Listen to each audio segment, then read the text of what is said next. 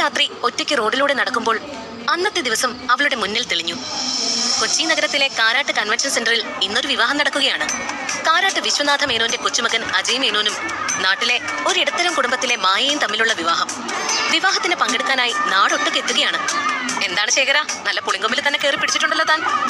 വിവാഹത്തിൽ പങ്കെടുക്കാൻ വന്ന ഉത്തമൻ വധുവിന്റെ അച്ഛനായ ശേഖരനോട് പറഞ്ഞു, എല്ലാം കാരണവന്മാർ ചെയ്ത പുണ്യം, അതല്ലേ കാരാട്ട് വീട്ടുകാർ ഇങ്ങോട്ട് എന്റെ മോളെ ചോദിച്ചു വന്നത്. ശേഖരൻ നിറഞ്ഞ പുഞ്ചിരിയോടെ ഉത്തരമേകി. പിന്നിൽ കണ്ട കസേരയിൽ ഉത്തമൻ സ്ഥാനം പിടിച്ചു. എന്തായാലും ശേഖരന്റെ രാശി തെളിഞ്ഞു. കാരാട്ട് വീട്ടിലേക്കല്ലേ മകളെ വിവാഹം കഴിച്ച് അയക്കുന്നത്. തൊട്ടടുത്തിരുന്ന ആളോട് അയാൾ അസൂയയോടെ പറഞ്ഞു. ആളും ആരവവും കൊണ്ട് തിങ്ങി നിറഞ്ഞ കാരാട്ട് കൺവെൻഷൻ സെന്ററിലെ കതിർ മണ്ഡപത്തിൽ കസവ് ഷർട്ടും മുണ്ടും ധരിച്ച് സുമുഖനായ അജയ് മേനോൻ ഇരുന്നു. മുഹൂർത്തമായപ്പോൾ സർവ്വാഭരണ വിഭൂഷിതയായി തൊഴുകയോടെ മായ കതിർമണ്ഡപത്തിലേക്ക് കയറി. അവളെ കണ്ടതും പെട്ടെന്ന് സദസ്സിൽ ഒരു മുറുമുറുപ്പുയർന്നു. അയ്യേ, ഇവളോ? ഇങ്ങനെ ഒരു പെണ്ണിനെ കിട്ടിയുള്ളൂ കാരാട്ട് മരുമകളാക്കാൻ. ഈ തടിച്ചയെ കണ്ട അവന്റെ അമ്മയാണെന്ന് തോന്നുമല്ലോ. മായയെ കണ്ടതും അജയന്റെ മുഖവും മുറുകി. അവളുടെ ശരീരപ്രകൃതി തനിക്ക് ഇഷ്ടമായില്ലെന്ന് അവന്റെ മുഖത്ത് പ്രതിഫലിക്കുന്നുണ്ടായിരുന്നു. കൗമാരത്തിൽ സംഭവിച്ച ഹോർമോൺ വ്യതിയാനമാണ് മായയെ അമിതവണ്ണക്കാരിയാക്കിയത്. അമ്മയില്ലാതെ വളർന്ന അവൾക്ക് അച്ഛനിൽ നിന്നോ രണ്ടാനമ്മയിൽ നിന്നോ സ്നേഹമൊന്നും അന്നോളം ലഭിച്ചിട്ടില്ല. അവളുടെ അച്ഛൻ ആദ്യമായി അവളോട് സ്നേഹത്തിൽ സംസാരിച്ചത് തന്നെ ഈ വിവാഹത്തിന്റെ കാര്യത്തിനായിരുന്നു. അതും കാരാട്ട് വീട്ടിൽ നിന്ന് വന്ന വിവാഹമായതിനാൽ. സ്വർണവും സ്ത്രീധനവും ഒന്നും വേണ്ട, പെണ്ണിനെ മാത്രം മതിയെന്ന് പറഞ്ഞപ്പോൾ ശേഖരൻ ഒന്നും ആലോചിച്ചില്ല. അച്ഛനെ എതിർത്തിട്ടും കാര്യമില്ല എന്നറിയാമായിരുന്ന മായ അച്ഛന്റെ വാക്ക് അക്ഷരം പ്രതി അനുസരിച്ചു. വിവാഹ ചടങ്ങുകൾ പൂർത്തിയായതും അജയും മായയും കാരാട്ട് വീട്ടിലേക്ക് തിരിച്ചു.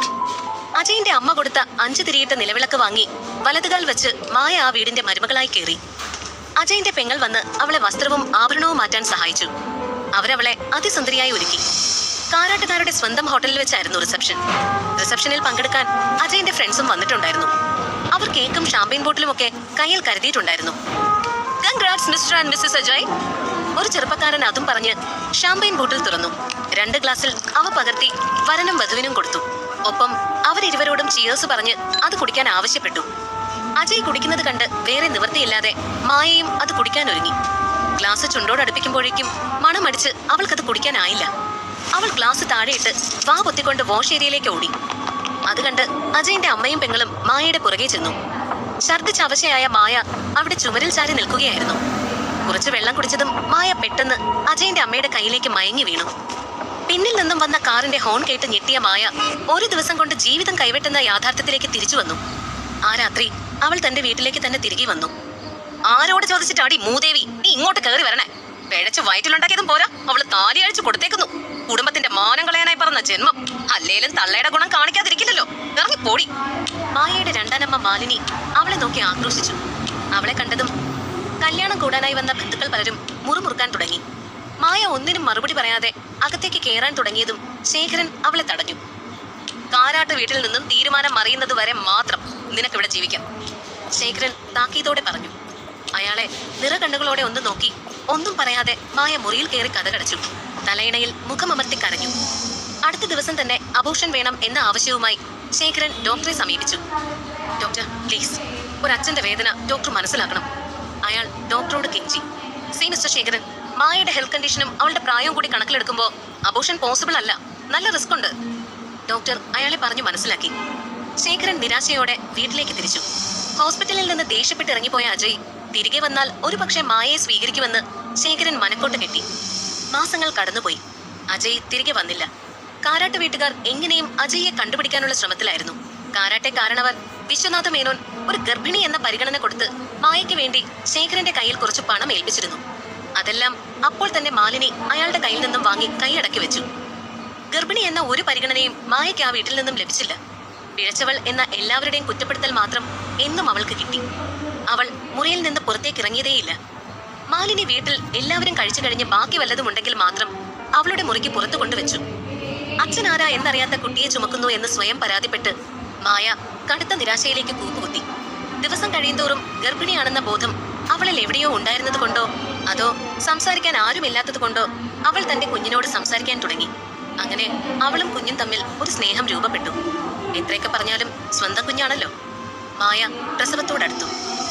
പതിവില്ലാതെ കോളിംഗ് ബെല്ല് മുഴങ്ങുന്നത് കേട്ട് ആരാണെന്ന് നോക്കാൻ വാതിൽ തുറന്ന ശേഖരൻ വിരുന്നുകാരനെ കണ്ട് ഞെട്ടി. അജയ് മേനോൻ. വന്നത് മായയെ കൂടെ കൂട്ടാനോ അതോ എന്നേക്കുമായി ഉപേക്ഷിക്കാനോ? ശേഖരൻ ചിന്തിച്ചു നിൽക്കവേ അയാളെ വകവയ്ക്കാതെ അജയ് അകത്തേക്ക് കയറി. അജയെ കണ്ടതും മാലിനി മായയെ പുറത്തേക്ക് കൊണ്ടുവന്നു. അജയ്, മായ മെല്ലെ വിളിച്ചു. മുമ്പത്തേക്കാൾ കുറെ കൂടി തടിച്ച മായയെ കണ്ടതും അവന്റെ മുഖത്ത് വെറുപ്പ് നിറഞ്ഞു. അത് മായയ്ക്ക് മനസ്സിലായി. ഇരിക്കുമോനെ, ശേഖരൻ താഴ്മയോടെ പറഞ്ഞു. ഞാൻ നിങ്ങളുടെ സൽക്കാരത്തിന് വന്നതല്ല. ഇവളെന്റെ ഭാര്യയായി വരണമെന്ന് വീണ്ടും മുത്തശ്ശൻ ഒരേ നിർബന്ധം. അവസാനത്തെ ആഗ്രഹമാണെന്ന് പറഞ്ഞ് ടോർച്ചർ ചെയ്യുക. എനിക്കിഷ്ടമുണ്ടായിട്ടല്ല, മുത്തശ്ശന് വേണ്ടി മാത്രം. എന്നാലും എന്തിനാ ഇവളെ അങ്ങോട്ട് കെട്ടിയെടുക്കണമെന്ന് മുത്തശ്ശൻ ഇങ്ങനെ വാശി പിടിക്കുന്നത് എന്ന് മനസ്സിലാവുന്നില്ല. ആരാന്റെ കുഞ്ഞിനെ ചുമക്കാനൊന്നും എനിക്ക് പറ്റില്ല, അജയ് ദേഷ്യത്തിൽ പറഞ്ഞു. എല്ലാം മോന്റെയും മുത്തശ്ശന്റെയും നല്ല മനസ്സ്. എന്റെ കുട്ടിയെ സ്വീകരിക്കാൻ തയ്യാറായല്ലോ. മായക്കിപ്പോ ഡെലിവറി ഡേറ്റ് അടുത്തിരിക്കുന്ന സമയമാ. പ്രസവം കഴിഞ്ഞ ഉടൻ ഞങ്ങൾ അവളെ അവിടെ കൊണ്ടുവന്നാക്കാം. കുഞ്ഞിനെ ഞാൻ ഏതെങ്കിലും അനാഥാലയത്തിലാക്കാം, ശേഖരൻ അതീവ വിനയത്തോടെ പറഞ്ഞു. ഇല്ല, സമ്മതിക്കില്ല. എന്റെ കുഞ്ഞിനെ കളയാൻ ഞാൻ സമ്മതിക്കില്ല. അന്ന് ആദ്യമായി മായയുടെ ശബ്ദം അവിടെ മുഴങ്ങി കേട്ടു. അതിന് നിന്റെ സമ്മതം ആർക്ക് വേണം? എല്ലാം ഞങ്ങൾ തീരുമാനിച്ചോളാം. അതെല്ലാം അനുസരിച്ച് മിണ്ടാതെ അജയ് മോന്റെ കൂടെ ചെന്ന് മോൻ പറയുന്നത് കേട്ടോ അവിടെ താമസിച്ചോണം. ശേഖരൻ മായയുടെ നേർക്കാലറി. ഇല്ല അച്ഛ, അച്ഛൻ എന്തൊക്കെ പറഞ്ഞാലും എന്റെ കുഞ്ഞിനെ ഞാൻ ഉപേക്ഷിക്കില്ല. അജയ് പ്ലീസ്, അന്നേ ഞാൻ നിങ്ങളുടെ ഭാര്യ പദവി ഉപേക്ഷിച്ചതാ. നാളെ നിങ്ങളുടെ വീട്ടുകാരെ ഏൽപ്പിച്ചിട്ടുണ്ട്. ദയവേത് എനിക്ക് ഡിവോഴ്സ് തരൂ. നിങ്ങൾ എനിക്ക് ഭർത്താവായി വേണ്ട. അത്രയും പറഞ്ഞു തീരുമ്പോഴേക്കും മായ കിതയ്ക്കുന്നുണ്ടായിരുന്നു. കിതപ്പോടെ തന്നെ അവൾ പെട്ടെന്ന് തല കറങ്ങി താഴെ വീണു. അപ്പോഴേക്കും അവളുടെ വാട്ടർ ബ്രേക്കായി അത് അവിടെയെല്ലാം പരന്നിരുന്നു. 5 വർഷങ്ങൾക്ക് ശേഷം ലണ്ടൻ നഗരത്തിലെ ഒരു പ്രഭാതം. അതിരാവിലെ എഴുന്നേറ്റ് ബ്രഷ് ചെയ്ത് ഒരു പുഞ്ചിരിയോടെ തന്റെ ജിം ബാഗും എടുത്ത് ജിമ്മിലേക്ക് പോവുകയാണ് മായ. പണ്ടത്തെ മായയിൽ നിന്ന് അവൾക്ക് ഒരുപാട് മാറ്റം വന്നു, സ്വഭാവത്തിലും ശരീരത്തിലും. എല്ലാവരും തടിച്ചു എന്ന് വിളിച്ചിരുന്ന മായ കടുത്ത ദൃഢനിശ്ചയത്തോടെ വ്യായാമം ചെയ്ത് ആ വണ്ണം കുറച്ചു. ഇന്ന് അവളെ കണ്ടാൽ ആരും നോക്കി നിന്നു പോകും. സിനിമാ നടിയെ പോലെ സുന്ദരിയാണവൾ. മാത്രവുമല്ല, പണ്ടത്തെ പോലെ മൗനിയുമല്ല ഇപ്പോൾ. പുതിയ മായ ബോൾഡാണ്, കോൺഫിഡന്റ് ആണ്. അവളുടെ ജീവിതവും അനുഭവങ്ങളുമാണ് അവളെ ഇങ്ങനെയാക്കി മാറ്റിയത്. ഒറ്റയ്ക്ക് പൊരുതി പഠിച്ച് സ്വന്തമായ മേൽവിലാസമുണ്ടാക്കി. ജിമ്മിൽ വ്യായാമം കഴിഞ്ഞ് തിരികെ വീട്ടിലെത്തിയതും 5 വയസ്സുള്ള ഒരു കുഞ്ഞു മാലാഖ അവളെ ഓടി വന്ന് കെട്ടിപ്പിടിച്ചു. അമ്മേ, ആ കുട്ടി സ്നേഹത്തോടെ വിളിച്ചു. ഇവൾ ആത്മിക എന്ന ആമിമോൾ, മായയുടെ കുഞ്ഞ്. ആഹാ, അമ്മയുടെ ചുന്ദരി മോളെ എഴുന്നേറ്റോ? നമുക്ക് സ്കൂളിൽ പോണ്ടേ? വാ, നമുക്ക് പോയി റെഡിയാവാം. മായ മോളെ കൊഞ്ചിച്ച് അവളെ കുളിപ്പിക്കാൻ കൊണ്ടുപോയി. അമ്മേ, നമ്മളെപ്പോഴാ മുത്തശ്ശനെ കാണാൻ പോവാ? കുളിക്കുന്നതിനിടയിൽ ആമിമോൾ ചോദിച്ചു. മോളുടെ ചോദ്യം കേട്ടതും മായ ഒന്ന് നിശ്ചലയായി. ശേഖരൻ ഇടയ്ക്ക് വിളിക്കാറുണ്ട്. പിന്നെ മോള് സംസാരിച്ചു തുടങ്ങിയതിൽ പിന്നെ ശേഖരൻ വിളിച്ചാൽ അവളാണ് സംസാരിക്കുക. അതുകൊണ്ട് തന്നെ മുത്തശ്ശനും കൊച്ചുമോളും തമ്മിൽ നല്ല ബന്ധമാണ്. അതൊക്കെ പോവാം, ഇപ്പൊ ഓരോന്ന് ചോദിക്കാതെ മോള് സ്കൂളിൽ പോവാൻ നോക്ക്, മായ ഇത്തിരി ഗൗരവത്തിൽ പറഞ്ഞു. അത് കണ്ടതും അമ്മ ദേഷ്യത്തിലാണെന്ന് മനസ്സിലായി മോൾ ഒന്നും ചോദിച്ചില്ല. ബ്രേക്ക്ഫാസ്റ്റ് കൊടുത്ത് മോളെ സ്കൂൾ ബസ്സിൽ കയറ്റിവിട്ട് മായ ഓഫീസിലേക്ക് പോകാനായി റെഡിയായി. വീട് പൂട്ടി ഇറങ്ങുമ്പോഴാണ് അവളുടെ ഫോൺ റിങ് ചെയ്തത്. ശേഖരനായിരുന്നു. അത് കണ്ട് മായ ഫോൺ എടുക്കാനൊന്നും മടിച്ചു. മോള് സ്കൂളിൽ പോയി, ഇല്ലെങ്കിൽ മോളെ കൊണ്ട് എടുപ്പിക്കാമായിരുന്നു എന്നവൾ മനസ്സിൽ ചിന്തിച്ചു. കോള് കട്ടായതും മായ ആശ്വാസത്തോടെ പോവാൻ ഇറങ്ങി. എന്നാൽ വീണ്ടും ഫോൺ റിങ് ചെയ്തു. അവൾ ആ ഫോൺ അറ്റൻഡ് ചെയ്തു. ഹലോ. ആ ഹലോ മോളെ. മായ ഫോൺ എടുത്തതും മറുപുറത്ത് നിന്ന് ശേഖരൻ വിളിച്ചു. എന്തിനാ വിളിച്ചത്? തന്റെ അച്ഛൻ എന്ന പരിഗണന പോലും കൊടുക്കാതെ മായ പരുഷമായി ചോദിച്ചു. നിനക്ക് സുഖമല്ലേ മോളെ?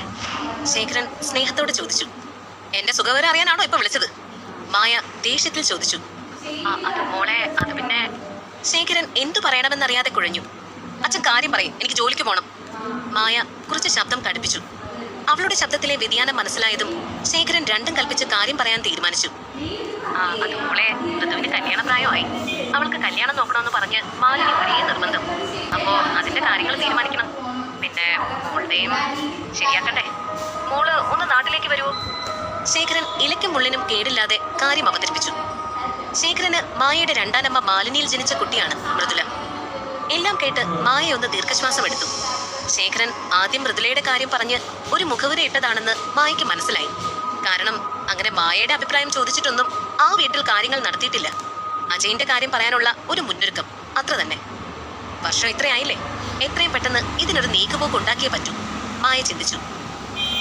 ആ, ഞാനത് പറയാനിരിക്കായിരുന്നു. ഞാൻ കാരണം അജയിന്റെ ജീവിതം നശിക്കണ്ട. എത്രയും പെട്ടെന്ന് ഡിവോഴ്സിനുള്ള കാര്യങ്ങൾ നോക്കാം. ഞാൻ ഓഫീസിലൊന്ന് ചോദിക്കട്ടെ. ലീവ് കിട്ടിയാ ഉടൻ നാട്ടിലേക്ക് വരാം, മായ ശാന്തമായി പറഞ്ഞു. ശരി മോളെ. മോൾക്കാണെങ്കിൽ ഒരാഴ്ച കഴിഞ്ഞ് വെക്കേഷൻ തുടങ്ങുകയാണ്. അപ്പോൾ നാട്ടിലേക്ക് പോകാമെന്ന് മായ തീരുമാനിച്ചു. മായയ്ക്ക് ലീവും പെട്ടെന്ന് തന്നെ കിട്ടി. എത്രയും പെട്ടെന്ന് അജയുമായുള്ള ബന്ധം അവസാനിപ്പിക്കാനുള്ള എല്ലാ വഴിയും നോക്കണം. നാട്ടിൽ ചെന്നയുടൻ ഡിവോഴ്സിന്റെ കാര്യം ശരിയാക്കാം. മായ മനക്കണക്ക് കൂട്ടി. ഒരാഴ്ച കഴിഞ്ഞ് നാട്ടിലേക്ക് പോകുമെന്ന് അറിഞ്ഞപ്പോൾ തൊട്ട് തുള്ളിച്ചാടി നടക്കുകയാണ് ആമിമോൾ. മുത്തശ്ശനെ കാണിക്കാൻ വേണ്ടി എന്തൊക്കെയോ അവളുടെ ബാഗിൽ പാക്ക് ചെയ്യുന്നുണ്ട്. ഇന്നാണ് മായയും മോളും നാട്ടിലേക്ക് പോകുന്നത്. ഫ്ലൈറ്റിൽ കയറിയപ്പോൾ തൊട്ട് മോള് ഭയങ്കര സന്തോഷത്തിലാണ്. ഫ്ലൈറ്റ് ടേക്ക് ഓഫ് ചെയ്ത് ആകാശത്തെത്തിയപ്പോൾ മേഘങ്ങളെ അടുത്ത് കണ്ട് ആ കുഞ്ഞു മുഖം വിടർന്നു. അവളുടെ മുഖത്തെ പുഞ്ചിരി കണ്ട് മായയ്ക്കും സന്തോഷമായി. മോളുടെ മുഖം നോക്കിക്കൊണ്ട് തന്നെ മായ ചെറുതായി ഒന്ന് ഉറങ്ങി. ഒരു വലിയ ആൾക്കൂട്ടം. അതിനിടയിൽ അമ്മയുടെ കൈവിട്ടുപോയി ഒരു കൊച്ചു പയ്യൻ തന്റെ അമ്മയെ അന്വേഷിച്ച് നടക്കുന്നു. അവന്റെ മുഖം വ്യക്തമല്ല. അമ്മ എന്ന് വിളിച്ച് അവൻ കരയുന്നുമുണ്ട്. അവന്റെ അടുത്തുകൂടി പോകുന്ന ആളുകളെല്ലാം അവനെ നോക്കി തന്നെയാണ് പോകുന്നത്. ചിലർ അവനെ നോക്കി കണ്ണുരുട്ടി ഭയപ്പെടുത്തുന്നുണ്ട്. പെട്ടെന്നൊരാൾ പുറകിലൂടെ വന്ന് അവന്റെ വാ പൊത്തിപ്പിടിച്ച് അവനെയും കൊണ്ട് അവിടെ നോടി ഒരു വാനിൽ കയറ്റി അവിടെ നിങ്ങോട്ടോ പാഞ്ഞു. മോനെ! മായ പെട്ടെന്ന് ഉറക്കി നിലവിളിച്ച് കരഞ്ഞു. ഫ്ലൈറ്റിൽ മയങ്ങിപ്പോയ അവൾ എന്തോ സ്വപ്നം കണ്ട് ഞെട്ടി ഉണർന്നതാണ്. സ്വപ്നത്തിന്റെ ഭയാനകത കാരണം അവളുടെ കഴുത്തിൽ വിയർപ്പ് തുള്ളികൾ ഒഴുകുന്നുണ്ടായിരുന്നു. അപ്പോഴും ആ കൊച്ചു പയ്യന്റെ കരച്ചിൽ അവളെ വേട്ടയാടിക്കൊണ്ടിരുന്നു. ആരാണ് ആ കുഞ്ഞ്? അവളുടെ മനസ്സാകെ വിങ്ങുകയാണ്. അവൾ സ്വയം വീണ്ടും ചോദിച്ചു, ആരാണ് ആ ഓമന മകൻ?